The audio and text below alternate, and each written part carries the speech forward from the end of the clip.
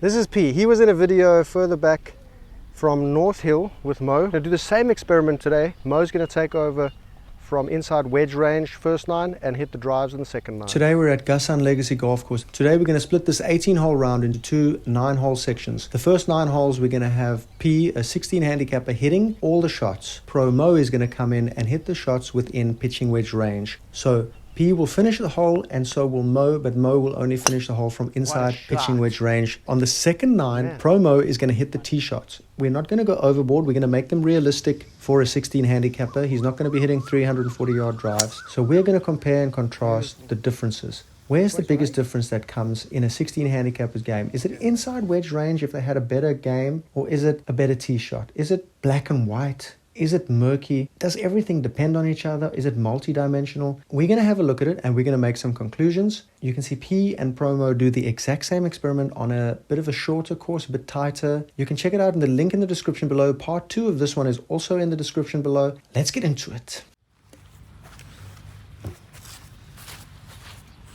How soft the green is? You got 69 and the green is very soft. I mean 59, you got 59, and to the fringe you have 50. Okay.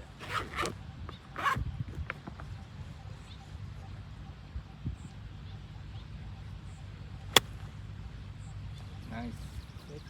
Good shot. Oh, no shit.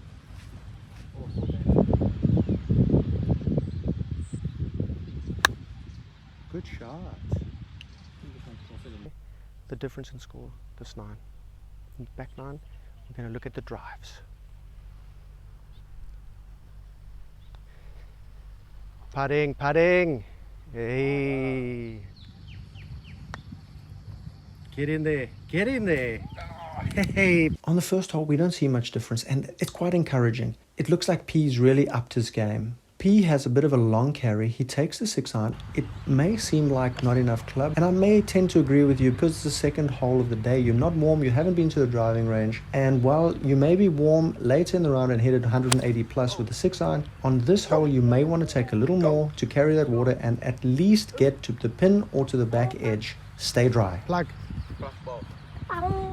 P has found himself in a spot of bother. Got about 21 yards to the hole. They're having a discussion there. We've seen this before. We don't want to be swinging that hard, but he's got the little club twirl before the shot. The little club twirl. You know you're improving at golf when you have a club twirl. P leaves it in the weeds, and I think we're probably going to see a big difference here between the professional and a 16 handicapper, because the professional can pull out a bank of shots that he knows how to play, whereas a 16 handicapper may be in some positions he's not meant to be in. And this is the tough part of higher handicap, mid-handicap golf, is that golfers put themselves in positions where they have to hit more difficult shots. So P hits a shot from the weeds here, it goes over the green, and now he has another difficult shot. Do you see that? He's hit a difficult shot from the tee by taking not enough club. He's then hit a difficult shot from the weeds, and he's hit it over the green, resulting in a third difficult shot. But it always only takes one shot to save a hole. Enlightenment. He does look quite resplendent though. Look at the size of this man.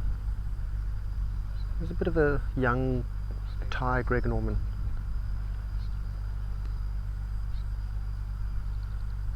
And he's just popped that out beautifully. It's going to just run up there, leave a little tap in. That's how it's done on the pro levels, player. And here we have the caddy sprinting in to take care of that golf ball. What a service we have from number 277. Oh, P, what a shot. You are the man. That's a great shot from P over there, coming from below the green onto a raised green with a downslope. To get it within 10 feet is a great achievement. What a man. No sun cream for you, because we have a caddy with an umbrella every shot.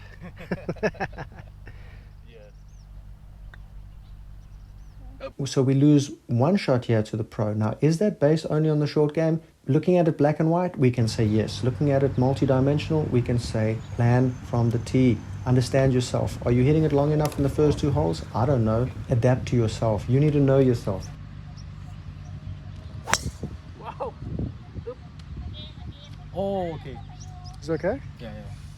P has found himself in a small spot of bother. He's got it very deep, very buried in there. Caddy nearly fell in the water and went drowning. My caddy over here, she nearly went drowning. Oh, beautiful shot. That's a shot of a professional.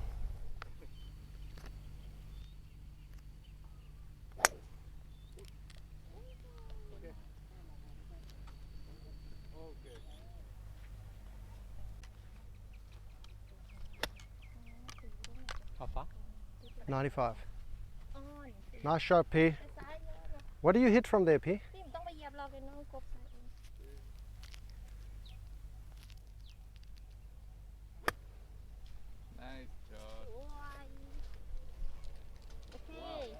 Beautiful, beautiful.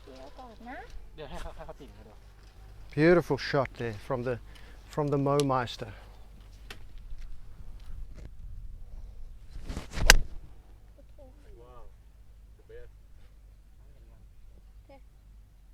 Chunk and run, that's what we call toe in first, grab all the grass, lucky boy. Use the bounce. What do you think? Can you read a green? Mm.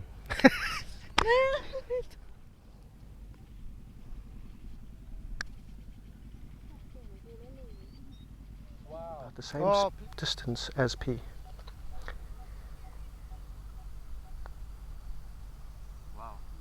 And P stops in his pitch marker. That's actually the ideal way to hit the approach shot from wedge range. If they can actually stop in the pitch mark, then you're really winning. So, you know, you just have to know your tendency. Do you spin or do you just stop in a pitch mark? Slowly, ball. Well, players, that was an eventful hole where one of the caddies fell in the water, had to give her mouth-to-mouth resuscitation. She is reporting a much better quality of life from receiving the kiss of an angel. We move on to a relatively long par 4, which is quite tricky. They've split it up with water. We can look at this hole and think to ourselves, okay, P's dropping 2, hitting 3 here. He gets it greenside to a short side. Do you see what I mean by higher handicappers playing more difficult shots? So P goes in the water, and that we can blame on the tee shot, potentially aiming, potentially thoughts, whatever it is. But then we're taking a drop, and we're dropping it kind of in some longish grass with a long approach. Now you're hitting the top of the range with whatever club you have that's going to get you closest to the green. That means you're going to hit a little firmer, and then usually you're going to leak it a bit right. And on this hole, right side is the short side. Now you have another difficult shot, and then you hit that difficult shot over the green. So you're hitting from below the green onto a raised green, which slopes slightly away from you, creating another difficult shot. So you can see there's many difficult shots in a row. What could change this? Potentially playing this as a par 5. Now Mo saves a couple shots here as well. Is this purely short game? It's questionable. Does the short game make a difference if you get yourself in trouble? 100%, 100%. But again, it's the tee shot that got us in trouble.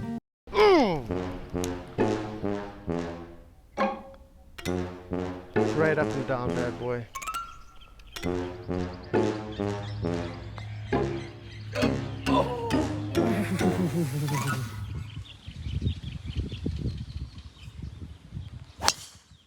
Beautiful shot, P. Great shot, baby. Too high. Too high, dead straight.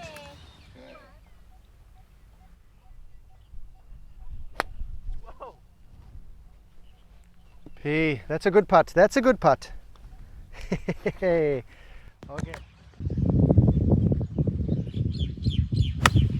Wow. In the hole. Now on this par 4, I mean, look at it. All three of us ended up in the same position, short of the green. One of the key shots you're going to need as a 16 handicapper is you're going to need this shot, a pitch shot, because you're going to duff them, you're going to fluff them, you're going to thin them. You're going to need a 40-yard, 50-yard, 60-yard shot, and that you can see in the video I created on how to get that shot. P leaves it short, and he's got a double chip syndrome. That's going to add a shot automatically. We always want a GIOTG, get it on the green. What a life, what a game.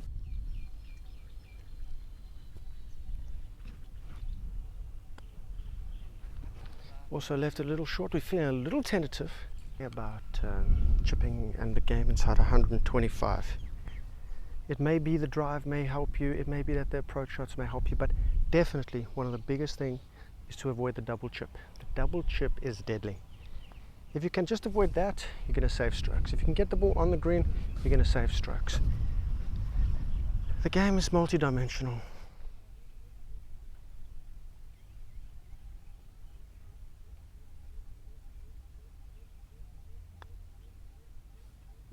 Oh.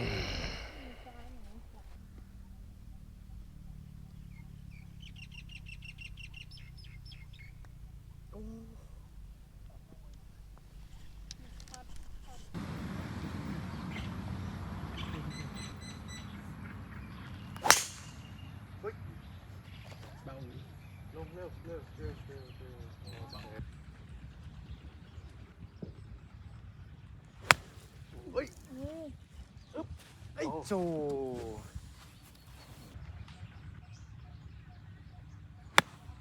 wow, what a chip shot. Now players, you could argue that the game inside 125 comes into play there, but it's not a good argument because it's a 52-yard bunker shot. Not everyone is good at that shot. Probably no one is really good at that shot. From that bunker with the lie that we had onto the green, sloping away from us toward the water, it's not ideal for anybody. Now P's hit a nice pitch shot there, but he's had to take a drop. The best thing you can do in that situation is not get in that situation. Mo hit a great shot, but it spun off the green. P got it in the water. Now that's not about the game inside 100 yards, 125 yards. That's about the tee game. It is a pro shot there where Mo hit his 2-iron into the fairway. It's just going to set you up better. Hitting a driver there, you're never going to have more than 60, 50 yards in. Do you like 50 or 60 yards? So it goes back to planning from the tee, not the game inside 125. If you stop and think for a second, plan the hole better, have a full sandwich, have a comfortable shot into a short par 4, you're going to make more pars, more birdies. Oh, what a shot from Mo. What a shot! So could we say we need more distance with the tee? No, this hole is a short hole, it's a finesse hole. You need better planning. You need a better tee shot. You need a better idea. A driver here doesn't make sense. If you have a comfy 7-wood, 3-wood, 5-wood, 5-iron off the tee, you're not going to have more than 120, 130. And do you like 120, 130? If not, hit it longer, hit it shorter. It's a 90-degree turn to the hole. You want to plan it out on Google Maps, and I'll show you right here next to the screen.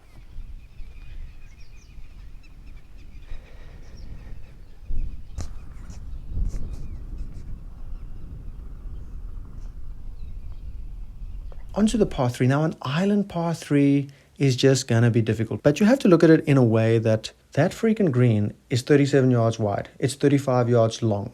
It's a fairway. Look at something far in the distance and try hit a tee shot with whatever your chosen club is, as if you're hitting it into a fairway. That's a 37 yard wide fairway, and you're trying to hit your target, which is about 400 or 500 yards away, 300 yards away with the club you have. You know it's impossible, so it turns into a ridiculous game that transcends all the trouble. You no longer see the water. All you see is that crazy top of the tree, 300 yards away, and you're going to try land the ball on the top of that tree. So we see a difference here in the score, and that's because it's a tough shot. Can we blame the short game here? No. Can we blame the long game? Not really. But we can transcend this by actually shifting our attention away from the trouble. And that's my message to you. Michelle Lowe did it in a video with me in Kuala Lumpur. You can see that on-course lesson. She explains it clearly. You can use these tactics to get over danger. It's extremely helpful.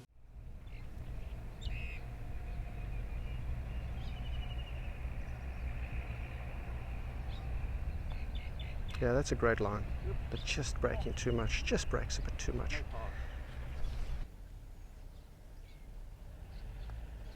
It's a lovely putt. Oh, just a bit left.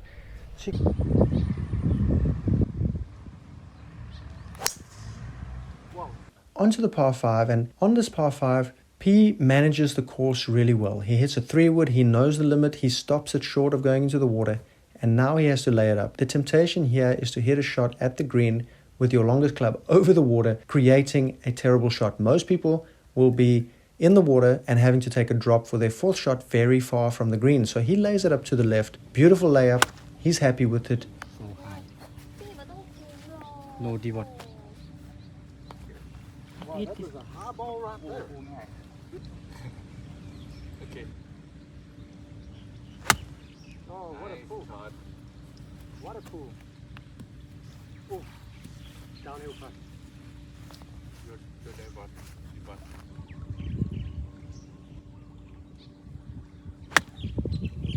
Oh, disgusting, disgusting. In the cup. Oh. Beautiful shot, big boy. ไม่คือแม่ผมใช้เดือนละ1,000เลยเพราะงั้นมันก็แบบไม่ได้มีค่าจ่ายเพิ่ม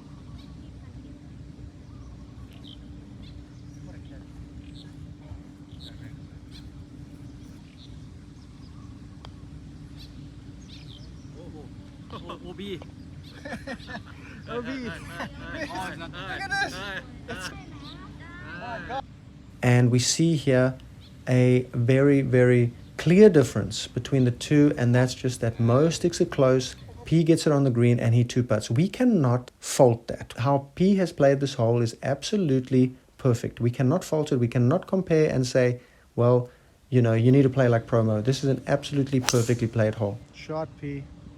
P just drills one of his best tee shots of the day. He leaves us close to 100 yards into the green, and I come in and I'm going to hit a shot here, and you're going to see the difference between all three players.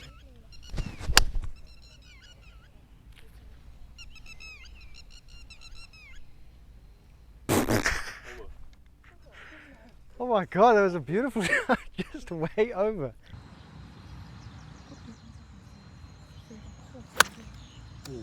Oh. And back.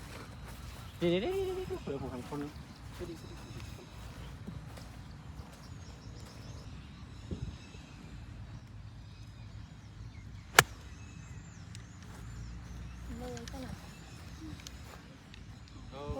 Players way over. Deadly sin. Pulled it a bit, but Mo's put his right over here on the same line as me, but great distance control. P's in the bunker down there, and I'm sure we're going to see a big difference here, which is it's a difficult shot. It's a raised green, tabletop green. It's never easy. So play the one. No, I mean like the one on the fringe, that one. Oh, yeah, my great shot. That one is from like 140 yards away.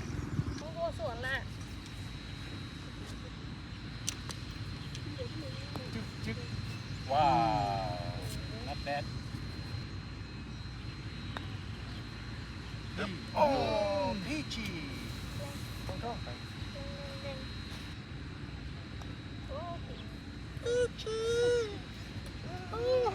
On this hole, you can see the clear difference. There's a very big difference between the three of us. I get up and down after missing the green. Pro Mo gets in the hole for a bird ski, and then P hits it in the bunker, and you can see the shot dispersion and the miss. And how much easier it is to get up and down from different positions. So overall, Pro Mo has performed better from inside wedge range, but I don't feel like that's the thing that's hurting P. What's hurting P and what may be hurting you is the tee shot. We'll take a look at that in the second line. It's not necessarily the distance, but it's more just getting into position, getting it in play. Priority number one, get it in play, avoid the hazards, have a free second shot, obstacle free. You're not in trouble, and just that opens up the possibilities. I understand if you're putting for an 8, what's the point of being good at putting? So we'll take a look at the drive, the tee shot, and all that good stuff on the second line, and we will compare, and I'm sure we're going to find some interesting things. Check it out.